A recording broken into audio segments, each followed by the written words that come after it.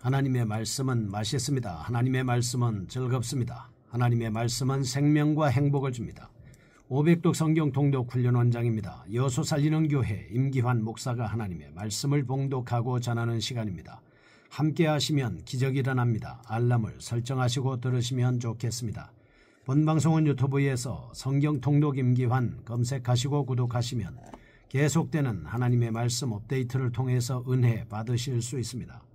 오늘은 잠언 20장을 봉독합니다. 그리고 말씀을 전하겠습니다. 잠언 20장. 포도주는 거만하게 하는 것이요 독주는 떠들게 하는 것이라. 이에 미혹되는 자마다 지혜가 없느니라. 왕의 진노는 사자의 부르짖음 같으니 그를 노하게 하는 것은 자기의 생명을 해하는 것이니라.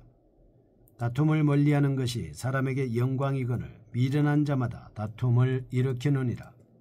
게으른 자는 가을에 밭갈지 아니하나니 그러므로 거둘 때에는 구걸할지라도 얻지 못하리라. 사람의 마음에 있는 모략은 깊은 물 같으니라. 그럴지라도 명철한 사람은 그것을 길어내느니라. 많은 사람이 각기 자기의 인자함을 자랑하나니 충성된 자를 누가 만날 수 있으랴. 온전하게 행하는 자가 의인이라. 그의 후손에게 복이 있느니라. 심판자리에 앉은 왕은 그의 눈으로 모든 악을 흩어지게 하느니라. 내가 내 마음을 정하게 하였다. 내 죄를 깨끗하게 하였다 할 자가 누구냐. 한결같이 하는 저울추와 한결같이 하는 되는 다 여호와께서 미워하시느니라. 비록 아이라도 자기의 동작으로 자기 품행이 청결한 여부와 정직한 여부를 나타내느니라. 듣는 귀와 보는 눈은 다 여호와께서 지으신 것이니라. 너는 잠자기를 좋아하지 말라. 내가 빈궁하게 될까 두려우니라. 내 눈을 뜨라. 그리하면 양식이 족하리라. 물건을 사는 자가 좋지 못하다 하다가 돌아간 후에는 자랑하느니라. 세상에 금도 있고 진주도 많거니와 지혜로운 입술이 더욱 귀한 보배니라. 타인을 위하여 보증선자의 옷을 취하라. 외인들을 위하여 보증선자는 그의 몸을 볼모 잡을지니라. 속이고 취한 음식물은 사람에게 맛이 좋은 듯하나 후에는 그의 입에 모래가 가득하게 되리라. 경영은 의논함으로 성취하나니 지략을 베풀고 전쟁할지니라. 두루다니며 한담하는 자는 남의 비밀을 누설하나니 입술을 벌린 자를 사귀지 말지니라. 자기의 아비나 어미를 저주하는 자의 등불은 흑암 중에 꺼짐을 당하리라. 처음에 속히 잡은 산업은 마침내 복이 되지 아니하느니라. 너는 악을 갚겠다 말하지 말고 여호와를 기다리라. 그가 너를 구원하시리라. 한결같이 하는 저울추는 여호와께서 미워하시는 것이요 속이는 저울은 좋지 못한 것이니라. 사람의 걸음은 여호와로 말미암나니 사람이 어찌 자기의 길을 알 수 있으랴. 함부로 이 물건은 거룩하다 하여 서운하고 그 후에 살피면 그것이 그 사람에게 덫이 되느니라. 지혜로운 왕은 악인들을 기질하며 타작하는 바퀴를 그들 위에 굴리느니라. 사람의 영혼은 여호와의 등불이라. 사람의 깊은 속을 살피느니라.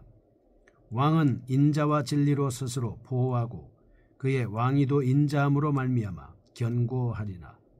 젊은 자의 영화는 그의 힘이요 늙은 자의 아름다움은 백발이니라.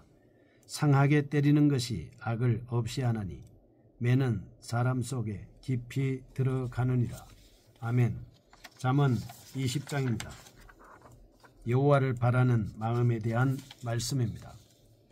하나님을 의뢰하면서 신중하고 진실한 마음으로 진리를 따라 살도록 권면하고 있습니다.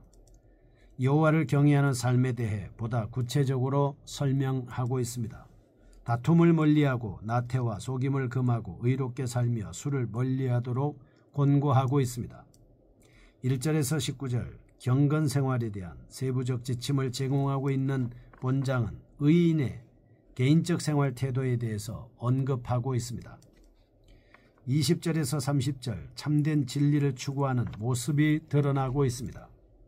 이 내용을 주제에 따라 세분해 보면 1절, 3절, 13절, 17절, 19절에서 21절, 25절 지혜로운 절제 생활에 관한 부분입니다.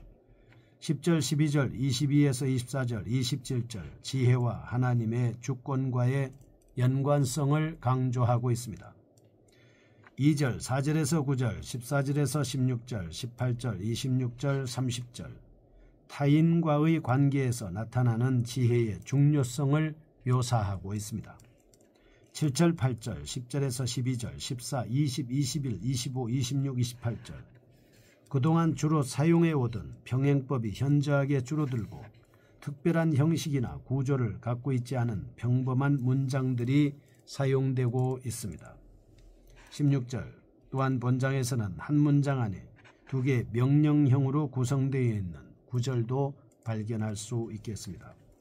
주된 내용을 자세하게 살펴보겠습니다. 첫째, 1절, 3절, 7절, 9절에서 11절, 19절, 20절, 23절 참된 지혜는 경건한 생활로 나타납니다.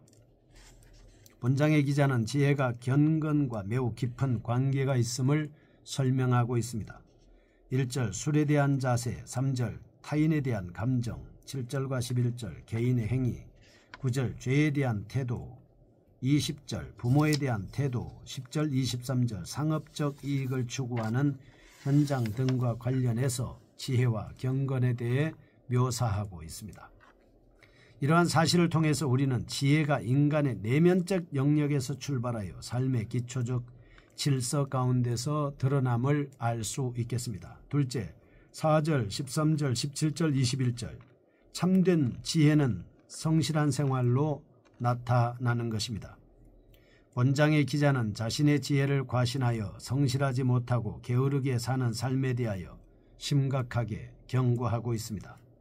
특히 13절에서는 게으른 자들이 받을 궁극적인 결과에 초점을 맞추고 17절과 21절 게으른 자들의 삶의 태도에 대해 집중하고 있습니다. 이처럼 본서에서는 게으름과 방종에 대해 누차 강조합니다. 바울도 지혜 있는 자는 세월을 아끼고 허비하지 않는다라고 말하죠. 결국 하나님을 경외하는 자는 비정상적인 수단과 방법으로 이를 성취하려고 하지 않습니다. 오히려 성실한 노력으로서 살아간다라고 볼 수 있는 것입니다. 셋째, 10절, 12절, 22에서 24절, 27절 참된 지혜는 하나님의 주권을 인정합니다.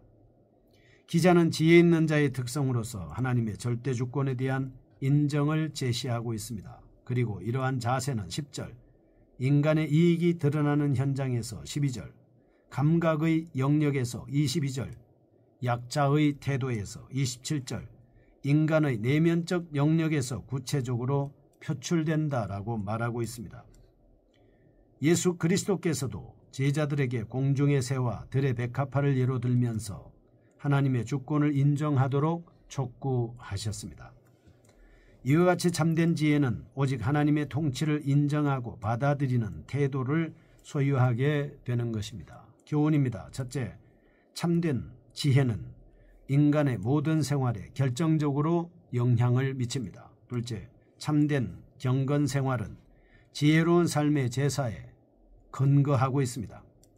셋째, 인간의 모든 삶은 하나님의 섭리와 예정 속에서 이루어지는 것입니다. 첫 번째 1절에서 19절 지혜와 개인의 경건 생활에 대해서 살펴보겠습니다. 개인의 경건 생활과 관련해서 지혜의 중요성을 강조하는 대목입니다. 기자는 각종 삶의 영역에서 하나님의 뜻을 실천하고 유혹의 현장에서 벗어나도록 원고하고 있습니다. 핵심 사상을 살펴보겠습니다. 첫째 1절에서 6절 개인적인 경건은 유혹을 극복하는 것으로부터 시작됩니다. 기자는 첫째로 1절 포도주와 독주의 유혹을 피하도록 경계하고 있습니다. 술은 인간의 의식을 혼미하게 만듭니다. 자제력을 저하시킵니다. 범죄의 가능성을 높게 만드는 것이죠. 또한 선한 성품을 파괴합니다. 재산을 허비하도록 유도하는 것입니다.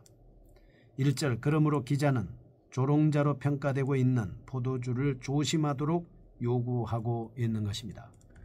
둘째로 6절 자신의 선행을 자랑하려는 유혹에서 벗어나야 한다라고 말하고 있습니다.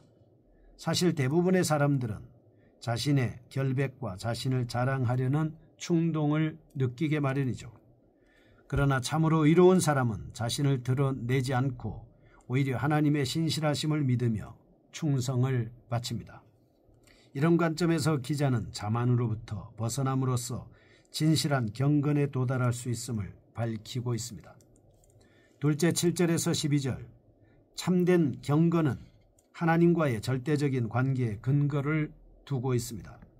기자는 경건의 원천이 오직 하나님으로부터 전달된다는 점을 부각시키고 있습니다. 이렇게 자신의 논지를 전개하고 있는 이유는 상대적인 차원의 경건보다 절대적인 의미에서의 경건을 염두에 두고 있기 때문입니다. 이런 관점에서 기자는 9절, 인간의 죄에 대한 용서가 인간 자신으로서는 전적으로 불가능하고 오직 하나님의 능력을 통해서만 가능하다는 점을 드러내주고 있습니다. 이와 같은 동일한 맥락에서 예수님은 경건에 대한 상대적 우월감으로 인하여 교만에 빠졌던 서기관들과 바리새인들에게 심판을 선언하셨던 것입니다. 셋째 13절에서 19절, 참된 지혜는 외부적인 경건의 삶을 동반하게 되는 것입니다. 13절, 지혜 있는 자는 성실합니다. 14절, 거짓을 말하지 않습니다. 19절, 언어 생활에 규모가 있다라고 말씀하고 있습니다. 이러한 지혜는 반드시 외부적인 영역으로부터 표출되는 속성을 지니고 있다라고 하는 것입니다. 만약 경건의 모습이 동반되지 않는다면 참 지혜를 가지고 있는지에 대해 다시 한번 점검해 보아야 할 것입니다. 두 번째입니다. 20에서 30절입니다. 참된 지혜에서 비롯된 가치관에 대해서 살펴보겠습니다. 개인적인 경건의 원리와 열매들에 관하여 묘사하는 내용에 이어지는 본단락은 참된 지혜가 올바른 가치관을 확립하는 중요한 근거가 된다라고 말씀합니다. 이러한 본단락은 참된 지혜에 근거한 인생관을 묘사하고 있습니다. 20에서 24절, 참된 인생관에 근거한 삶의 지혜가 묘사되고 있죠. 25절에서 30절로 구성되어 있습니다. 내용상의 특징을 살펴보겠습니다. 첫째 20에서 24절, 참된 지혜는 올바른 인생관을 소유하도록 만들어줍니다. 20절, 지혜로운 자가 가정생활을 잘합니다. 21절, 직장생활 등의 영역에서 올바른 판단을 소유할 수 있습니다. 24절, 자신의 인생이 오직 하나님의 주권 하에 있음을 잘 인식하고 있습니다. 사실 인생관이란 하나님과의 관계에 기인한다라고 볼 수 있습니다. 신앙인은 하나님의 관점에서 세계를 이해하고 불신자는 피조물의 입장에서 우주를 파악합니다. 그러므로 모든 삶의 방식과 지향점이 근본적으로 다른 것입니다. 이와 같은 사실을 염두에 두면서 기자는 하나님의 섭리를 인정하는 바른 자의 바른 인생관과 지혜로운 태도를 부각시키고 있습니다. 둘째 25절에서 30절입니다. 하나님은 지혜에 근거하여 평가를 내립니다. 인생관을 소개하는 것으로 끝내지 않고 인간이 궁극적으로 받을 평가에 대해서 관심을 기울이고 있는 것입니다. 28절, 최고의 권력을 갖고 있는 왕에 대해서 인자와 진리를 통하여 견고함을 유지할 수 있었다고 긍정적으로 평가합니다. 이와 같이 모든 인간은 자신의 행위에 입각하여 심판을 받아야 합니다.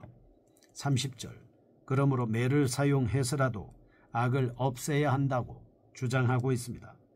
이런 관점에서 볼 때 성도들은 단순한 연민의 정 때문에 악을 가볍게 여기지 말고 온전한 하나님의 심판을 생각하며 단호하게 행동해야 할 것입니다.